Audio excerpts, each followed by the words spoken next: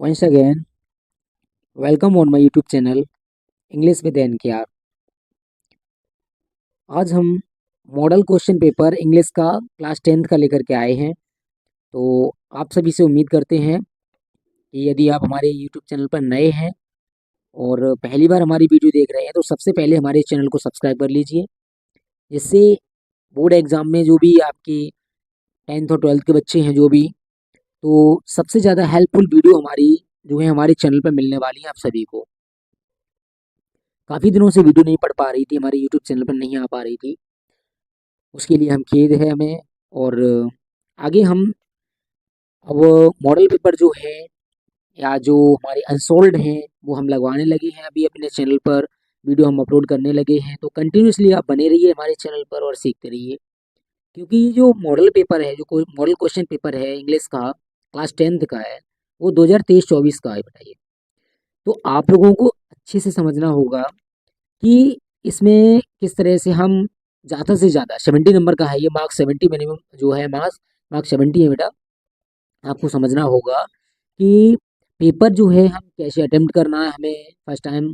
आप अगर एग्ज़ाम में बैठ रहे हैं 10th की या 12th की में, तो ऐसे ही बिल्कुल सेम टू सेम 12th का होता है बेटा। तो इसमें कुछ ज़्यादा डिफरेंस नहीं है। तो hope you can understand very well. उम्मीद करते हैं कि आप बहुत अच्छे से समझेंगे और समझा भी होगा, आपने पढ़ा होगा। तो अगर आप न्यू हैं अभी भी, जो फर्स्ट टाइम आप एग्ज़ाम में बैठ रहे हैं, तो आप समझना, आपको एक एक पॉइंट समझना, आपको एक एक बारीकी से आपको समझना है कि किस तरह से हम 70 में अच्छा नंबर, मतलब 65 या 60 नंबर अपने कैसे ला पाएंगे, इसको समझना पड़ेगा। तो बेटा चलिए लेट्स बिगिन, चलिए स्टार्ट करते हैं। तो सबसे पहले आपको क्वेश्चन पेपर आपको मिलने वाला है। आपको जब क्वेश्चन पेपर मिलता है तो सबसे पहले आपको जनरल इंस्ट्रक्शंस देखने होते हैं, सामान्य उनमें कुछ न कुछ इंस्ट्रक्शंस दिए जाते हैं, कुछ निर्देश दिए जाते हैं, उनको वो आपको देखने होते हैं बेटा। तो जनरल इंस्ट्रक्शंस आप सामान्य नियम कुछ और सामान्य कुछ निर्देश पढ़ेंगे। सबसे पहले जैसे मान लीजिए फर्स्ट हमारा नियम है बेटा, फर्स्ट नियम है हमारा, the first 15 minute are allotted to the candidate for reading the question paper carefully. बेटा आपको 15 मिनट आपको पेपर पढ़ने के लिए दिए जाते हैं। तो बहुत से बच्चे क्या करते हैं, जैसे ही उनको पेपर मिला, बच्चे क्या करते हैं कि तुरंत बस पेपर जैसे ही मिला उनको, पेपर को ना पढ़ा उन्होंने और ना कुछ, बस सीधे लग गए पेपर करने में। तो सबसे पहले बेटा आपको 15 मिनट तक लगभग में पेपर आपको पढ़ना पड़ेगा। 15 मिनट तक जब आप पेपर पढ़ेंगे, समझेंगे आप पेपर को। तो पेपर जब समझेंगे 15 मिनट तक बेटा, तो जैसे हमने अभी आपको 15 मिनट बताए थे, केयरफुली पढ़ना है आपको पेपर में। जब पेपर 15 मिनट तक आप पढ़ेंगे बेटा, तो समझेंगे आप हर क्वेश्चन को, के क्वेश्चन कैसा है, किस तरह से इसमें बताया गया है, क्या क्या पूछा गया आपसे, ये आपको समझना है। नेक्स्ट है बेटा, ऑल क्वेश्चंस आर कंपलसरी। सभी क्वेश्चंस कैसे हैं, कंपलसरी है, मतलब आवश्यक हैं। जब आप इनको समझोगे तो इसमें बताया गया सभी क्वेश्चन जो है बेटा आवश्यक हैं। पॉइंट नंबर 3 है, this question paper is divided into 2 parts. ये जो क्वेश्चन पेपर है ये 2 भागों में डिवाइडेड किया गया है, 2 पार्ट्स में डिवाइड कर दिया गया है बेटा। पार्ट्स ए है एंड पार्ट्स बी है, इनमें 2 पार्ट्स हैं बेटा, इसको समझना पड़ेगा आपको। Part A consist of 20 multiple choice questions carrying 1 marks each. Parts A में बेटा प्रत्येक क्वेश्चन मतलब 20 क्वेश्चन दिए गए हैं, जो प्रत्येक क्वेश्चन 1 मार्क्स का है, जो आपको समझना पड़ेगा अच्छे से। नंबर नेक्स्ट है बेटा आपका point, read the questions wise instructions. आप सभी क्वेश्चंस को बुद्धिमानी से पढ़ेंगे, दिमाग से पढ़ना आपको क्वेश्चन, ये नहीं कि हमने क्वेश्चन पढ़ा और एकदम से उसका आंसर करने लगे, तो ये ऐसा नहीं होना चाहिए। तो बहुत से बच्चे क्या करते हैं कि क्वेश्चन पढ़ लिया उन्होंने और एकदम आंसर देने लगते हैं, उनका गलत हो जाएगा, कभी कभी मिस्टेक हो जाती है थोड़ी सी बेटा, कि कोई क्वेश्चन होता है और किसी भी क्वेश्चन का आंसर देने लगते हैं। ऐसा नहीं करना है आपको। आपको read the question by instruction and mark your answer on the given OMR sheet. अब जब 20 क्वेश्चन दिए जाएंगे बेटा, उन वो प्रत्येक क्वेश्चन 1 नंबर का होगा, उनको क्या करना है आपको, ओएमआर शीट में आपको फिल करना है उनके, वो सभी क्वेश्चन पढ़ के उनके सारे देख करके आंसर, और उनको क्या करना है आपको बेटा, ओएमआर शीट में आपको फिल करना है। नेक्स्ट है, डू नॉट इरेज। अब आपको इरेज नहीं करना, उनको मिटाना नहीं, ओएमआर में बेटा ध्यान रखना है। ये भी आपको इंपॉर्टेंट चीज बता दे रहा हूँ, ओएमआर में बेटा आपको बिल्कुल भी ध्यान रखना है कि ओएमआर किसी भी प्रकार का आपको इरेज नहीं करना, ओएमआर पे गलती नहीं करनी, किसी प्रकार मार्क नहीं करना आपको उस पे। अच्छा, मार्क करेंगे क्या होगा, आपका जो आपने ऑप्शन लगाया हुआ है वो आपका गलत हो जाएगा, क्योंकि जो कंप्यूटर होता है वो रीड नहीं करेगा। कट और use with whitener on the OMR sheet, ना ही आप काट सकते हैं किसी भी क्वेश्चन और जो टिक आपने किया है, आंसर को टिक किया उसको, और ना ही आप किसी भी प्रकार का ओएमआर सीट पर वाइटनर लगा सकते हैं, वाइटनर लगा सकते हैं। अब वाइटनर अगर आपने लगा दिया किसी भी प्रकार, तो वो समझेगा क्वेश्चन जो आपने टिक किया हुआ है वो बिल्कुल कंप्यूटर समझेगा ही नहीं बेटा। इन चीज़ों का बहुत अच्छे से ध्यान रखना है बेटा आपको। मैं इसीलिए मैंने जो question model exam, model paper है आपका एग्जाम से पहले मैं लगवा रहा हूँ और काफ़ी लगवाऊंगा, ध्यान से आपको इसीलिए समझा रहा हूँ, एक इंस्ट्रक्शन समझा रहा हूँ अच्छे से आपको केयरफुली समझना है बेटा। नेक्स्ट है part B consist of descriptive type questions. अच्छा, पार्ट बी में क्या है बेटा, डिस्क्रिप्टिव टाइप क्वेश्चंस है। डिस्क्रिप्टिव क्या होते हैं बेटा, यानी कि उसमें पैराग्राफ वगैरह होगा, जो भी है उसमें पैराग्राफ में दिया गया और जो भी आपने याद किए हुए हैं क्वेश्चन, वो हैं आपके क्वेश्चंस। नेक्स्ट है mark are indicated against each questions. अब सभी क्वेश्चन के सामने जो है वो मार्क प्रेजेंट होंगे आपके, मार्क कितने नंबर का। अच्छा बच्चा बेटा बहुत से बच्चे पूछते हैं कि सर कितने मार्क्स का ये क्वेश्चन, कितने का है, तो बेटा प्रत्येक क्वेश्चन के सामने आपको मार्क्स उसके दिए गए हैं बेटा। तो अब ये आपने सारे इंस्ट्रक्शन समझ लिए बेटा, तो ये सारी इंस्ट्रक्शंस बहुत ही इंपॉर्टेंट है, these are instructions are very important for you, you have to understand very carefully and try to understand each and every point before to beginning the examination. अब परीक्षा शुरू होने से पहले आपको ये सारे इंस्ट्रक्शंस अच्छे से पढ़ लेने हैं। जब पढ़ लोगे, आप समझ लोगे, उसके फिर आपको उसके बाद आप स्टार्ट कर सकते हो आपने।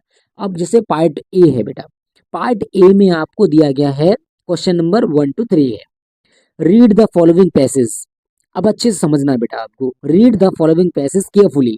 आपको पूरा पैसेज जो है वो ध्यान पूर्वक पढ़ना है, संभाल करके पढ़ना बहुत अच्छे से, and choose the correct option, और आपको एक सही ऑप्शन चुनना है to answer the questions that follows. अब जो क्वेश्चंस दिया गया है उसमें से आपको क्या करना है बेटा, एक आंसर चुनना है। जैसे मान लीजिए अब पैराग्राफ है बेटा, मैं समझाता चलो अच्छे से समझना है आपको, आप स्किप नहीं करेंगे वीडियो बिल्कुल भी। और यदि आप नए हैं तो यूट्यूब चैनल पर हमारे, तो बिल्कुल आप लाइक करके बैठना, लाइक जरूर करनी है आपको, लाइक करके और सब्सक्राइब करके भी बैठना आपको। सब्सक्राइब कर लीजिए अगर नए हैं तो, और यदि आप पुराने हमारे यूट्यूब चैनल पर, तो हम अपने दोस्तों को भी भेजिए, जो भी आपके फ्रेंड्स हैं, आपके नेबर हैं, रिलेटिव्स हैं, जो भी 10th की 12th की अभी प्रिपरेशन कर रहे हैं, जो एग्ज़ाम देंगे, जो आपके फरवरी में 24 फरवरी से आपके एग्ज़ाम शुरू होने वाले हैं, 24 फरवरी एंड 2025 में, 2025 में शुरू होने वाले हैं बेटा एग्ज़ाम आपके। तो आपको एग्ज़ाम में बैठना है, और बैठना है तो आप जो भी बच्चे इंग्लिश की अपने नहीं पढ़ पा रहे हैं कहीं भी, जो गांव से दूर होते हैं और जो फ़ोन से पढ़ते हैं, तो उनको शेयर करिए हमारे चैनल को, और उनसे कहिए इस चैनल को सब्सक्राइब जरूर कर लें। ठीक है बेटा, तो नेक्स्ट चलते हैं हम, अब समझते हैं। जैसे पैराग्राफ है बेटा हमारा, this is a great lesson for all of us to learn. ये एक बहुत ही अच्छा अध्याय है जो सबके लिए सीखने के लिए है बेटा। That in all matters the two extremes are alike. और इसमें दो मैटर्स दिए गए हैं, मैटर मतलब दो मामले, दो प्रकार के मामले इसमें, जिन्हें हम अलाइक करते हैं, मतलब जिनको हम पसंद नहीं करते बेटा। The extreme positive and the extreme negative. पहला है बेटा पॉजिटिव, मतलब सकारात्मक है, और दूसरा है बेटा नेगेटिव, जो नकारात्मक है। और ऑलवेज सिमिलर, ये सकारात्मक और नकारात्मक है, यानी जो है नेगेटिव पॉजिटिव वो बिल्कुल समान है बेटा। When the vibration of light are too slow we do not see them. बेटा पैराग्राफ समझा रहे हैं हम आपको, पैराग्राफ समझना है आपको, और इंग्लिश में भी पढ़ना है, इंग्लिश में समझना है, और हिंदी में भी आपको समझना है इसको बेटा। When the vibration of light, अच्छा लाइट का जो वाइब्रेशन होता है आपने देखा होगा, वाइब्रेशन मतलब जो वाइब्रेट करती है लाइट किसी प्रकार से, too slow we do not see them. अब ये स्लो है या तेज है, हम इसको देख तो सकते नहीं है बेटा, आप बिल्कुल नहीं देख सकते। हम लाइट जो है वो बहती है, बच्चा वाइब्रेट करती है, कंपन करती है, क्या करती है हम इसको पता नहीं है। No do we see them when they are too rapid, और या तो वो बहुत तेज बह रही है, हम इसको भी नहीं देख सकते हैं, ना पता कर सकते हैं बेटा। सो विद साउंड, अब लाइट के साथ में बेटा ये चल रहा, जो लाइट जो चल रही है वो साउंड कर रही है, मतलब आवाज कर रही है क्या, आवाज करती है, ये तो पता नहीं, don't know. When very low in pitch we do not hear it, जब ये बहती है या चलती है तो बेटा हम इसको सुन नहीं सकते हैं, हाँ बिल्कुल नहीं सुन सकते बेटा।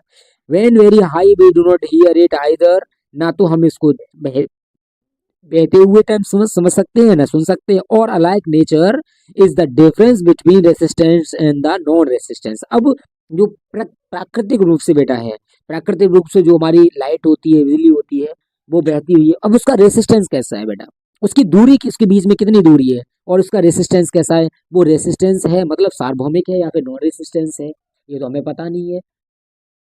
बिल्कुल बेटा ये केयरफुली आपको पढ़ना है, पैसेज पढ़ना है। One man does not resist because he is weak, एक व्यक्ति जो है लेजी है, मतलब एक आलसी प्रकार का है या कमजोर टाइप का है, ये व्यक्ति जो है उसको समझ नहीं सकता है, क्योंकि वो कमजोर है और वीक है, बहुत ज्यादा कमजोर है, और एक तो वो लेजी है बेटा, लेजी मतलब आलसी है, in can not. The other man knows that the cannot strike and irresistible value of his like, अब दूसरा व्यक्ति जो है समझने की कोशिश तो करता है, अच्छा नहीं समझ पाता है बेटा तो वो स्ट्राइक करता है, अच्छा स्ट्राइक किसी भी प्रकार की कर सकता है। At he not only does not strike but blesses his enemies, लेकिन वो अपने दुश्मनों के लिए भी ब्लेसेस मांगता है, ब्लेसेस मतलब और दुआएं मांगता है, दुआएं करता है वो, एनिमीज मतलब दुश्मन होते हैं बेटा। नेक्स्ट है too weak who shows no resistance is oppressed while the strongest one commit a sign if he offer resistance। अब दूसरा जो है कमजोर तो है लेकिन वो नॉन रेसिस्टेंस है बेटा, और उसके ऑपरेस चलता है, ऑपरेस मतलब उसके विपरीत चलता है, जो कमजोर होने के बावजूद भी जो स्ट्रोंगर है मतलब ताकतवर है उससे कमिट करता है, कमिट मतलब उससे उसके सामने फेस करता है, उसके सामने बातचीत करता है। अब देखिए बेटा, अब आपने पैराग्राफ तो ध्यान पूर्वक पढ़ लिया, ठीक है बेटा, जब ध्यानपूर्वक आपने पैराग्राफ पढ़ लिया है तो अब आपको समझने की आवश्यकता है क्वेश्चन को। जैसे मान लीजिए बेटा पहला क्वेश्चन है आपका, we are unable to hear a sound if, अब हम साउंड सुनने में, साउंड मतलब आवाज सुनने में अनेबल है मतलब असह्य मतलब असहाय है, हम सुन नहीं सकते हैं बेटा। एक नंबर का क्वेश्चन सामने देखिए, ये आपको क्वेश्चन पढ़ के जो सही होगा उसका आंसर आपको ओएमआर सीट में लगाना है। ओएमआर जो आपको मिलेगी ऑप्टिकल मार्क रीडर, ओएमआर जो होती है बेटा वो ऑप्टिकल मार्क रीडर होती है। अब आपको उसमें लगाना है ये, कि कैसे लगाएंगे तो उसका टिक करना आपको, ये तो हमने आपको बता ही दिया।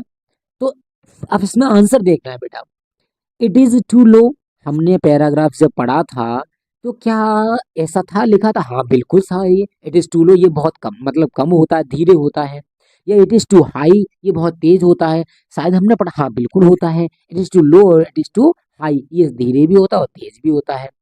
अच्छा जब धीरे तेज तेज होता है, इट इज टू नोइजी, क्या ये शोर मचाता है, अच्छा शोर तो नहीं मचाता है सर, हमने पढ़ा था ये शोर नहीं मचाता है, अच्छा शोर नहीं मचाता है तो बेटा इसका आंसर क्या होगा, इसका आंसर बेटा होगा डी, कौन सा होगा, D, both A and B, A and B जो आंसर होगा बेटा बिल्कुल सही आंसर है।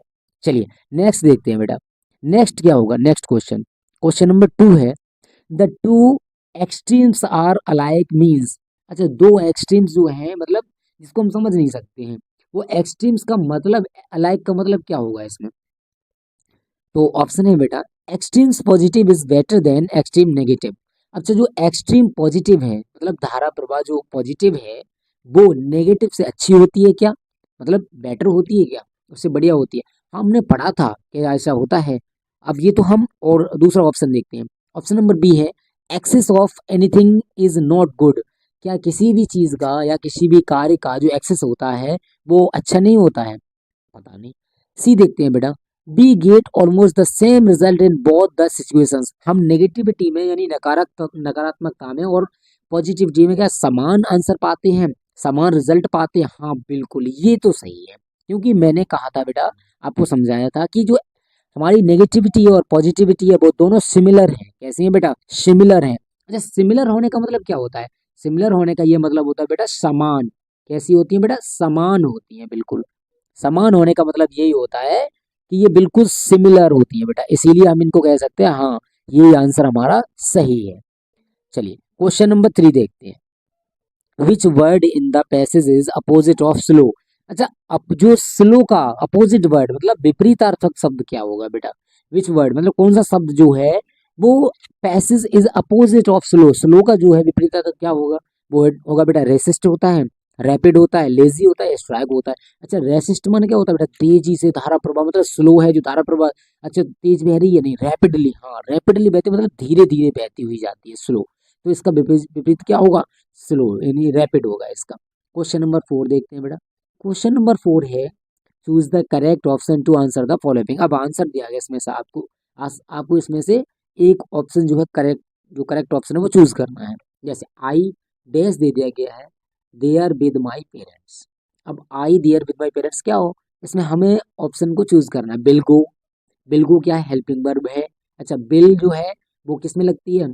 फ्यूचर में लगती है बेटा। और गो साथ में, हाँ फ्यूचर में, फ्यूचर इंडेफिनिट में फर्स्ट फॉर्म लगती है, हाँ बिल गो हो सकता है। I will go with my parents में तो आई गो देयर। अच्छा, go there, go there, will go there मतलब वहां मैं जाऊंगा अपने पिताजी, माता पिता के साथ, पेरेंट्स के साथ। बेंट, बेंट किस में होती है? पास्ट में लगती है बेटा। हेड गोन, हेड गोन, हाँ हेड गोन बेटा पास्ट में लगती है, ये भी आकर के। All A and B C are correct. क्या ये ऑप्शन डी हो सकता है? हाँ बिल्कुल बेटा, ऑल ए बी सी तीनों लग सकते हैं। कैसे लग सकते हैं समझिए। आई विल गो, मैं वहां जाऊंगा, आई विल गो देयर, मैं वहां जाऊंगा विद माई पेरेंट्स, में अपने माता पिता के साथ में। सही होगा, बिल्कुल सही है बेटा। आई वेंट देयर, मैं वहां गया अपने माता पिता के साथ में। आई हैड गॉन, मैं वहां जाया, मैं वहां गया था, किनके? मैं वहां गया था अपने माता पिता के साथ में। बिल्कुल तीनों सही है, तो बेटा इसका आंसर क्या होगा? डी होगा इसका answer. D is the correct answer. Number 5, question number 5 देखते हैं बेटा। क्वेश्चन नंबर 5 है if you want to know about new things you are बेटा क्यूरियस। इसका आंसर हमने पढ़ा था, इसका आंसर हम बिल्कुल दे सकते हैं। ठीक है, if you want to know, ये तुम जानना चाहते हो, अबाउट न्यू थिंग्स तो किसी नई चीज के बारे में, तो उसको बेटा क्या कहेंगे? क्यूरियस। तो तुम कैसे हो? क्यूरियस हो बेटा। क्यूरियस मतलब जानने की इच्छा रखने वाले, तुम्हारे अंदर बहुत इच्छा है सीखने की। नेक्स्ट समझिए बेटा, क्वेश्चन नंबर 6 है। क्वेश्चन नंबर 6 है rearrange the following words clusters to make a meaningful sentence. Sentence दिया गया बेटा, loves dash my dash to dash share dash toys dot brother dash his. अच्छा, क्वेश्चन क्या बनेगा बेटा? My toys love to share his brother, गलत है बेटा क्योंकि इसका कॉम्बिनेशन ही नहीं बन रहा है बिल्कुल भी। Brother love his toys to my share, गलत, इसका भी कॉम्बिनेशन बन रहा है। My brother love to share his toys, बिल्कुल C is the correct answer है बेटा। कैसे? माई ब्रदर लव्स टू, मेरा भाई प्यार करता है, टू शेयर हिज टॉयज, अपने टॉयज को, अपने खिलौनों को शेयर करते हुए। उसको पसंद है, मेरे भाई को पसंद है शेयर, क्या करते हुए? खिलौने शेयर करते हुए। क्वेश्चन नंबर 7 है बेटा। Which of the following word is misspelled. अच्छा, मिसस्पेल्ड का क्या होगा बेटा? अबंडेंस। इसका आंसर क्या होगा? अबंडेंस। अबंडेंस कैसे होगा बेटा? अच्छा, मिसस्पेल्स, मिसस्पेल्ड का मतलब होता है बेटा कोई गलती करके सीखना, तो अबेंडेंस क्या होता है? हम उसको धुतकार देते हैं किसी भी चीज को। नेक्स्ट क्वेश्चन नंबर 8 है, तो इसका आंसर क्या है बेटा? ए होगा। ही जम्प्ड, अच्छा डैश दे दिया गया, the bell to save the drowning girls. He jumped मतलब ही जम्प्ड इन, इन करेंगे किसी हम चीज में जंप करते तो इन में जाते नहीं बेटा, अंदर नहीं जाते, उसको ऑन टू, किसी के ऊपर हम जंप करते, जैसे मान लो टेबल के ऊपर, I jump on the table, I jump on the bed, तो हम किसी चीज को ऊपर बेटा जंप करते हैं। तो इसका आंसर सही क्या होगा बेटा? बी, इनटू, इसमें इनटू आएगा। अब देखिए बेटा, नेक्स्ट क्वेश्चन है 9 to 10। इसमें क्वेश्चन, क्योंकि 20 क्वेश्चन है बेटा, 20 को इसमें भी पैराग्राफ दिया हुआ है, इसमें भी पैसेज दिया हुआ है, इसमें भी आपको पैसेज पढ़ना होगा, जैसे पैसेज आप पढ़ सकते हैं। ठीक है, अब क्वेश्चन है बेटा, is Anne's poem the duckling and father swan symbolise. अच्छा, उसके जो एने वाली थी हमने आपको पढ़ाई थी, अच्छा क्लास में भी हमने आपको पढ़ाई है और समझाया भी था आपको, जो एनी फ्रैंक थी। एनी फ्रैंक एक लड़की थी ऐसी जो अपनी डायरी लिखा करती थी, हमने आपको पढ़ाई थी, तो आपको अच्छे से याद होगा। Hope you can understand very well and hope you remember very well. उम्मीद करते हैं कि आपको अच्छे से याद होगी।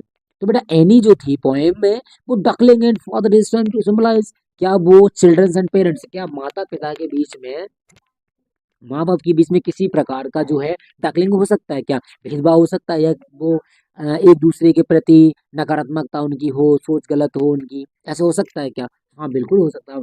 अगर दोनों में कॉम्बिनेशन नहीं बनता किसी भी प्रकार का, तो बेटा उनमें किसी भी प्रकार से भेदभाव हो सकता है।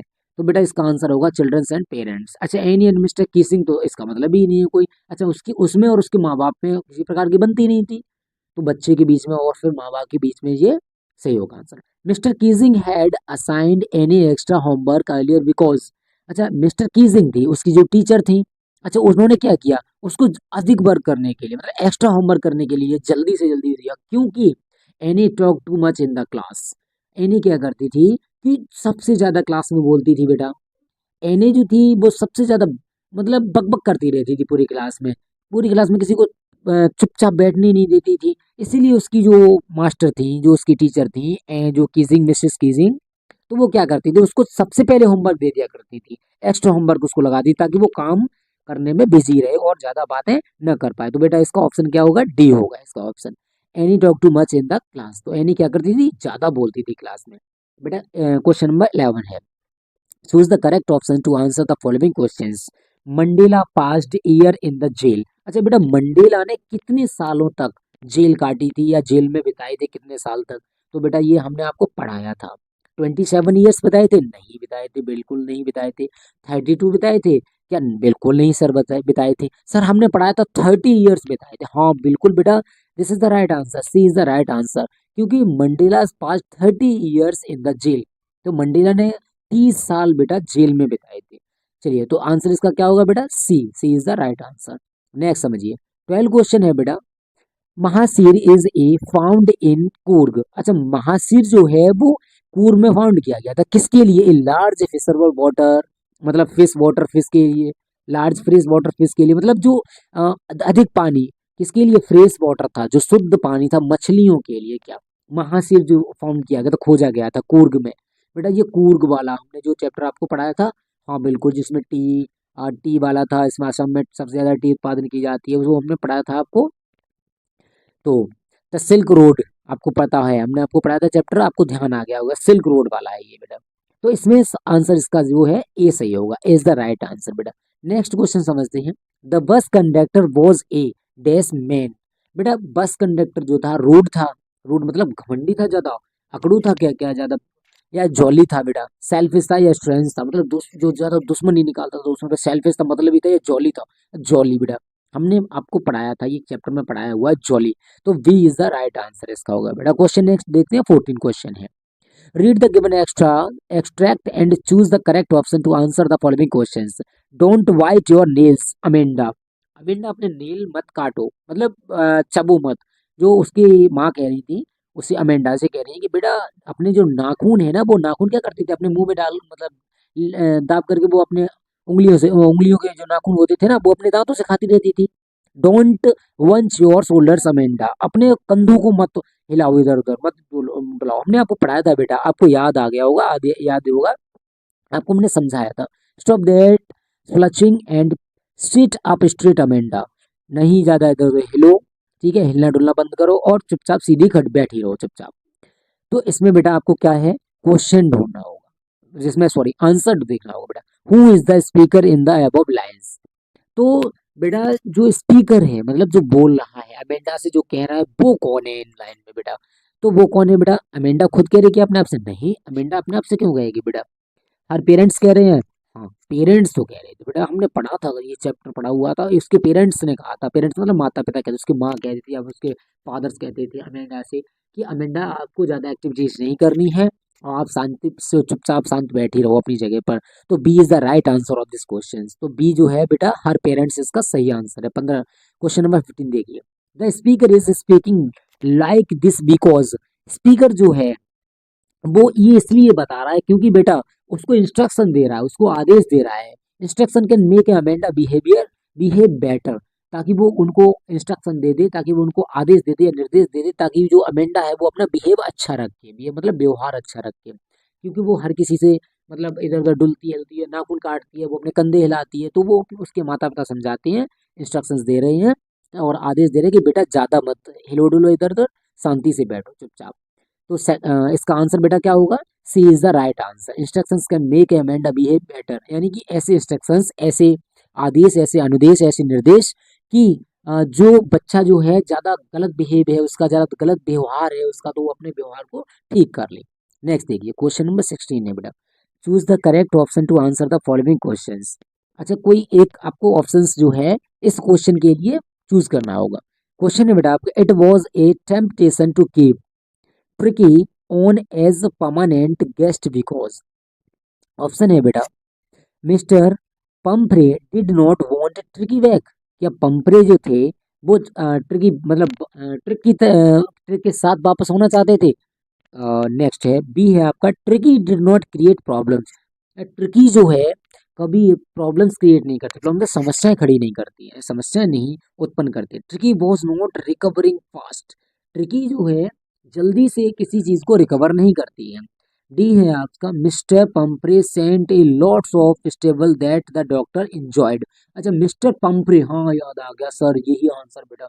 तो D is the right answer of this question. Mister Pumphrey जो थे उन्होंने डॉक्टर को इंजॉय करने के लिए कुछ चीजें ऐसी भेजी जिनको जिसमें वो स्टेबल रह सकते थे, जिनको ईटेबल थे, वो मतलब खाने योग्य ऐसी थी जो स्टेबल रह सकते थे, कुछ खाने वाली चीजें थी। क्वेश्चन नंबर 17 बेटा, तो इसका आंसर क्या होगा? D, D is the right answer of this question.